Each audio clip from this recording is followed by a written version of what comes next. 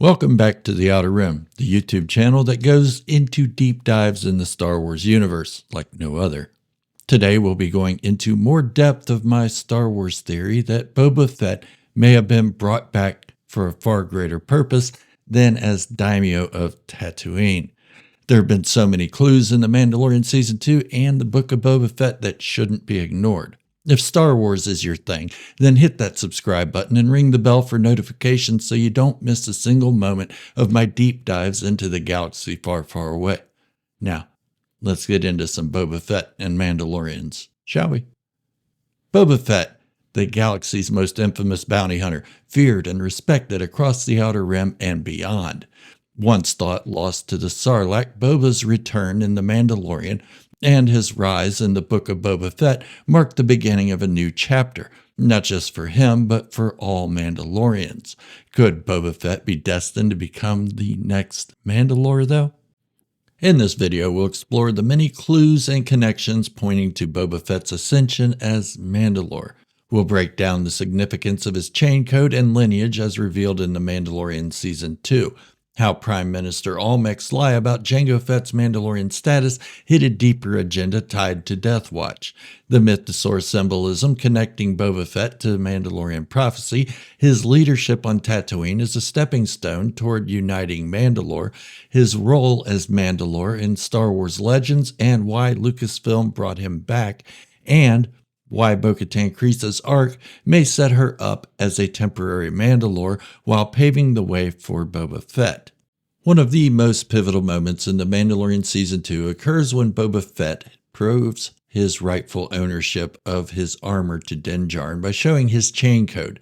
This holographic sequence not only confirmed the armor's history, but also revealed Boba Fett's lineage as a Mandalorian. The chain code revealed that Jango Fett was a foundling, a Mandalorian child adopted into the culture as foundlings are considered an integral part of Mandalorian society. This established Jango's legitimacy and, by extension, Boba Fett's. This revelation was crucial because it settled years of debate over whether Boba Fett was truly a Mandalorian or merely a pretender. Din Djarin, a staunch follower of the Creed, respected this proof. As someone deeply tied to Mandalorian tradition, Din wouldn't have accepted Boba Fett's claim to the armor if he didn't see him as a true Mandalorian. This moment of recognition not only validated Boba Fett's heritage, but also reinforced his connection to the Mandalorian people. To understand Boba Fett's Mandalorian roots, we must address the controversy surrounding Jango Fett's status. In the Clone Wars, Prime Minister Almec claimed that Jango Fett was not a Mandalorian, dismissing him as a common bounty hunter who had stolen the Mandalorian armor. But this statement is steeped in deception. Almec, as a leader of the pacifist New Mandalorians, had a political agenda. He was aligned with Death Watch, a splinter group that sought to restore Mandalorian warrior culture through violent means. Death Watch had a long-standing rivalry with Jango Fett and the true Mandalorians during the Mandalorian Civil War. Jango Fett led the True Mandalorians, a faction that adhered to the traditional warrior code while opposing the extremist tactics of Death Watch. This conflict culminated in the tragic Battle of Galadran, where Jango Fett was betrayed by the Jedi, enslaved by Death Watch, and falsely accused of crimes against Mandalore.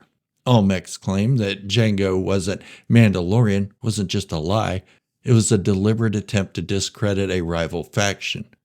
By perpetuating this narrative, Almec ensured that the legacy of Jango Fett and the true Mandalorians was erased from official Mandalorian history.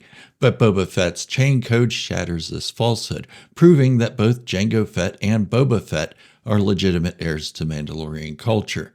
Well, at least Jango Fett. Pretty sure he taught Boba the ways of the Mandalorians. Oh well.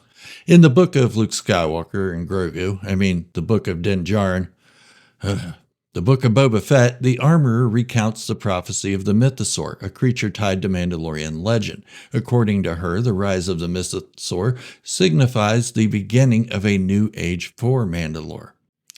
During this scene, the Mythosaur emblem on the armorer's tool cabinet caught the attention of me. The design and color closely resembled the Mythosaur skull on Boba Fett's armor, setting it apart from the one associated with the Children of the Watch. The subtle visual cue may hint at a connection between Boba Fett and the Mythosaur prophecy. Yes, I know the Mythosaur rose and Bo-Katan Kryze became the Mandalore. We will get into that. The Mythosaur has always symbolized leadership and strength in Mandalorian culture.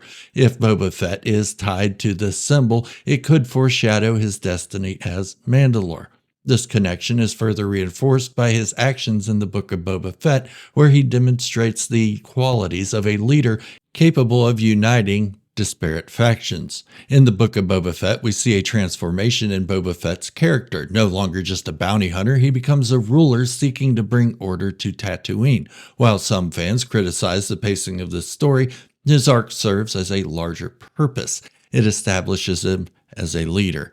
Boba Fett's decision to take control of Jabba the Hutt's former empire was about more than power. It was about building something meaningful. He creates alliances, fosters loyalty, and demonstrates a sense of justice that is rare in the galaxy's underworld.